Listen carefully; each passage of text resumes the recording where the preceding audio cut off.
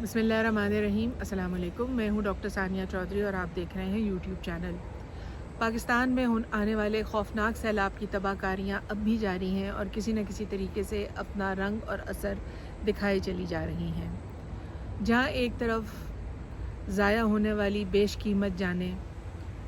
خواہ وہ انسانی ہوں یا جانوروں کی، جن کا ازالہ نہیں ہو سکتا، دوسری طرف لاکھوں کنبے ایسے ہیں، لاکھوں گھرانے ایسے ہیں جو بے گھر ہو گئے اور جن کے روزگار جو ہیں وہ پانی کی نظر ہو گئے۔ دوسری جانب جو مسائل آج نظر آ رہے ہیں، جو لاکھوں ایکڑ رقبہ پانی کی نظر ہو گیا، اس میں نہ صرف کھڑی فصلوں کے ضائع ہونے کی وجہ سے بلکہ جو سیلاب کے آنے کے وقت پہ تیار پھل اور سبزیاں اور اناج موجود تھا، وہ بھی پانی کی وجہ سے تباہی کا شکار ہوا، اور جو اب بھی اس میں سے کچھ تھوڑا بہت کہیں موجود ہوگا تو وہ منڈیوں تک پہنچانا انتہائی مشکل اور ناممکن ہو چکا ہے، کیونکہ بہت سے علاقے ایسے ہیں جن کا پانی کی وجہ سے باقی زمینی علاقوں کے ساتھ رابطہ ہی ختم ہو چکا ہے۔ اس کے علاوہ جس زرعی زمین کے اوپر پانی آج بھی کھڑا ہے، اس کو بچانے کے لیے انتہائی ضروری ہے کہ بہت سے بند توڑے جائیں، مگر یہ ہوگا نہیں، کیونکہ بہت سے وڈیرے زرعی جو صنعت کار ہیں اور بڑے اہم لوگ جو ہیں، ان کی زمینیں بچانے کے چکر میں ہمیشہ غریب ہاریوں کی زمینیں جو ہیں وہ ضائع چلی جاتی ہیں، اور آج بھی یہی ہو رہا ہے۔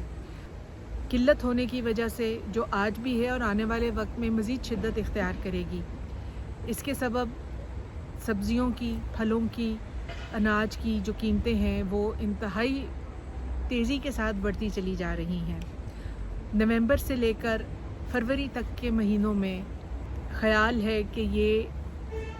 قلت جو ہے اپنی شدت پر ہوگی۔ اس کی بہت سی وجوہات ہیں، جس میں سے ایک تو سیلاب ٹھہری، دوسرا ملک کے جو مالی حالات ہیں، ملک کی معاشی حالات ہیں، اس کی وجہ سے جو مہنگائی کا ایک بدستور سلسلہ چلا آ رہا ہے وہ ہے۔ ڈالر جو ہے اس کی بڑھتی ہوئی قیمت جو 240 روپے مارکیٹ میں کراس کر چکا ہے، جس کی وجہ سے گندم کی امپورٹ کرنا جو ہے اس وقت میں ایک اور جب تک وہ گندم آئے گی، پہنچے گی، وہ اپنی قیمت میں اضافے کا سبب بنے گی۔ اس کے علاوہ جون کے مہینے میں حمزہ شہباز کی جب چیف منسٹر تھے اور ان کی پنجاب حکومت چل رہی تھی، تو چونکہ ان کو اپنی چیف منسٹرشپ میں سوائے ایک کام کا کوئی دوسرا کام تو تھا نہیں، اور وہ ایک کام صرف یہ تھا کہ پی ٹی آئی کے لیے روڑے کیسے اٹکائے جائیں، پی ٹی آئی کے راستے کیسے بند کیے جائیں، عمران خان کا راستہ کیسے روکا جائے، اور ان کے لیے کیا پریشانیاں اور کیا تکلیفیں جو ہیں اور جو بھی ہو سکتا ہے بس اس کو روک دیا جائے۔ اس چکر میں انہوں نے بر وقت جو گندم کی خریداری ہوتی ہے وہ نہیں کی، اور وہ وقت ہاتھ سے آج نکل چکا ہے۔ اس کے علاوہ جون کے مہینے میں جو ذخائر حکومت کے اپنے ذخائر ہوتے ہیں گندم کے، ان کو مارکیٹ میں لے آئی، جبکہ ان کا اصل وقت مارکیٹ میں آنے کا ستمبر کا ہوتا ہے۔ تو یہ صورتحال اس وقت جو ہے وہ چل رہی ہے، اور آنے والے وقتوں میں فوڈ سیکیورٹی ایشوز اور فوڈ شارٹیج جو ہے وہ اپنی انتہا کو پہنچ سکتی ہے۔ اس کے لیے ضروری ہے کہ موجودہ حکومتیں جو ہیں وہ اپنی لڑائی کو بھول کر کچھ وقت کے لیے ان سارے معاملات کو دیکھیں اور عوام کے حق میں، عوام کے فائدے کے لیے کوئی نہ کوئی اقدامات جو ہیں ان کو کریں۔ سیلاب کی وجہ سے اس وقت بہت سی وبائیں جو ہیں وہ پھوٹ رہی ہیں، دواؤں کی قلت ہے، میڈیکل پرسنل جو ہیں، ڈاکٹر، نرسیں، اس طرح کے لوگوں کی قلت ہے۔ جو لوگ سیلاب کی زد میں ہیں ان تک پہنچنا مشکل ہوا ہے، گو کہ مخیر حضرات بہت بڑھ چڑھ کے حصہ لے رہے ہیں سیلاب زدگان کی مدد کے لیے، لیکن اس کے باوجود ابھی بھی بہت کچھ کرنا باقی ہے۔ پنجاب میں کوئی خاطر خواہ کام جو ہے وہ پرویز الہی صاحب نے اپنی چیف منسٹرشپ میں نہیں کیا، گو کہ ان کے پچھلے جو ٹینیور تھا ایز چیف منسٹر، اس میں ان کی جو پرفارمنس تھی وہ بہت اچھی رہی تھی، اور ان سے یہ توقع کی جا رہی تھی کہ کم سے کم وہ جب چیف منسٹر بن جائیں گے اس مرتبہ تو بہت سی چیزیں جو ہیں ان کو بہتر کریں گے. لیکن افسوسناک بات یہ ہے کہ اس وقت ایز چیف منسٹر ان کی طرف سے جو سیلاب زدگان کے لیے اقدامات کی ضرورت تھی وہ اور جس لیول کے فیسیلیٹیشن کی ضرورت تھی وہ نہیں ہوئی ہے. چیف منسٹر جو ہیں وہ اس وقت یہی